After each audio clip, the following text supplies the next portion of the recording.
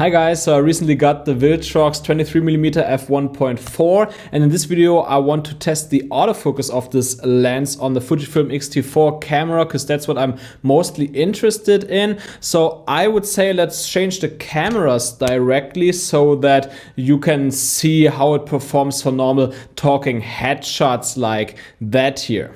So now I'm on the Viltrox 23mm F1.4 lens with a Fujifilm X-T4. I think you can notice a difference directly in color. And I have face tracking turned on, so it should track me all the time, hopefully, and hopefully we'll get good results. And by the way, this is actually my new YouTube studio here. We moved over the past week. That was actually the reason why I did not publish a video last week, but therefore I will be able to publish a lot more content now in the future because having a fixed YouTube studio really helps with it. I can just press 3 buttons and the camera starts recording, so that helps a lot. So in the future we will see a lot more content on this channel than before. I'm planning for 2 to 3 videos every week, so definitely smash the subscribe and the bell notifications button now if you haven't done yet. But let's come back to the Viltrox lens. I did some tests before where I used different camera settings with this lens and I tested it. So I would say let's have a look at this test first and then come back here for my conclusion.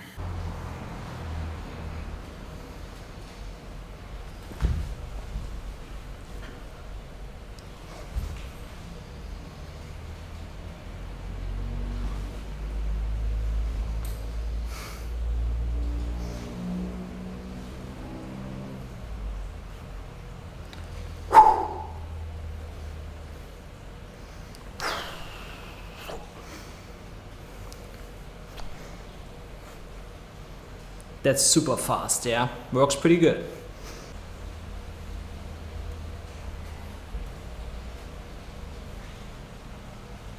Might be too close.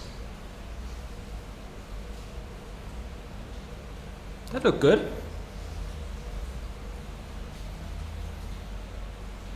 Now it took a while.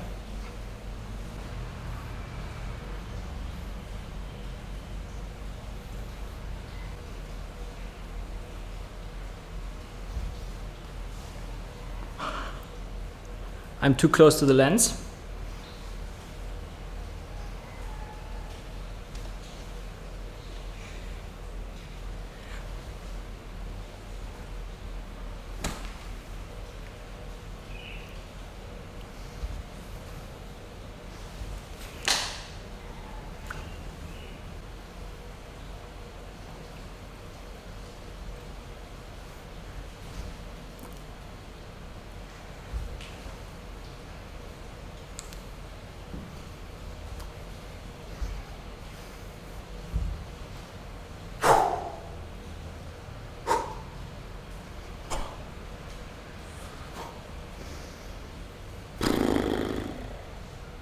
It still tracks my face, that doesn't work.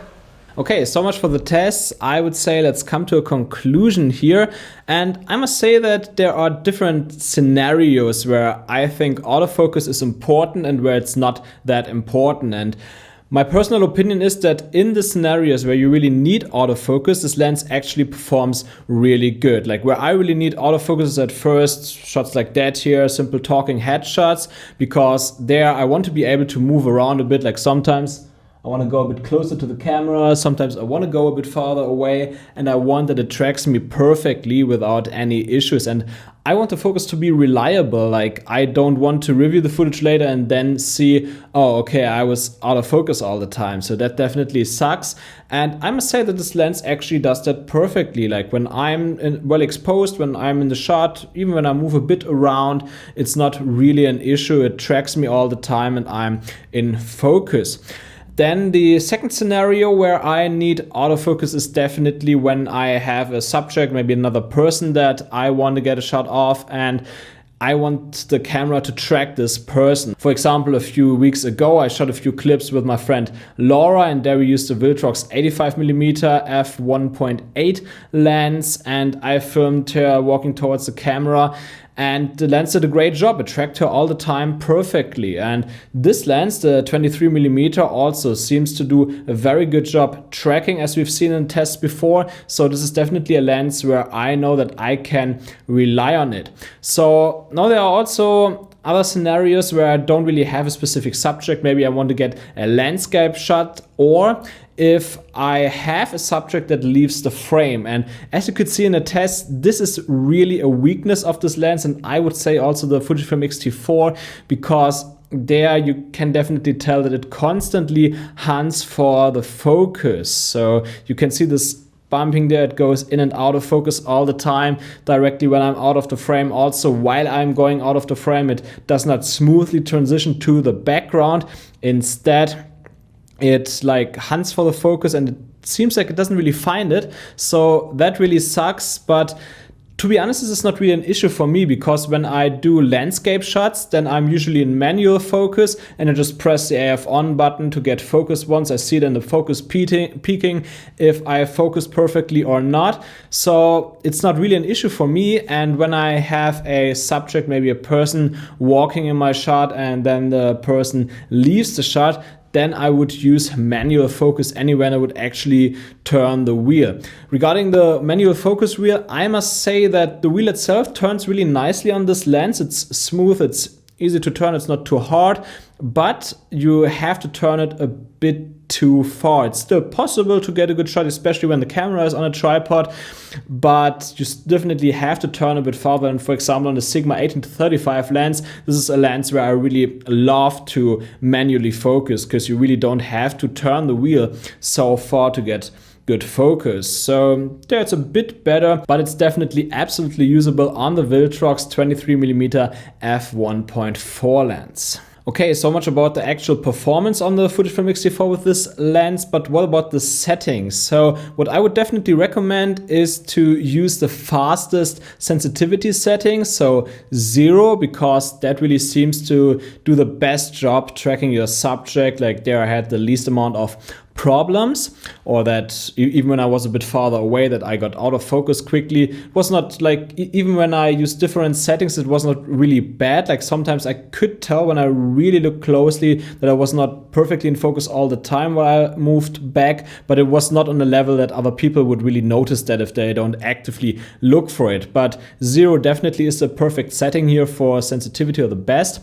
And aside from that, for speed, I would recommend to set it to -5, because there you want to have it slow. Then the transition looks a bit smoother in my opinion, and it still does a good amount tracking it. Like it doesn't really lose focus. So also the speed actually doesn't matter that much, like as long as the sensitivity is high or low. Like the sensitivity setting is actually a bit weird on the Fujifilm X-T4, because 0 is like the fastest and 4 is the slowest.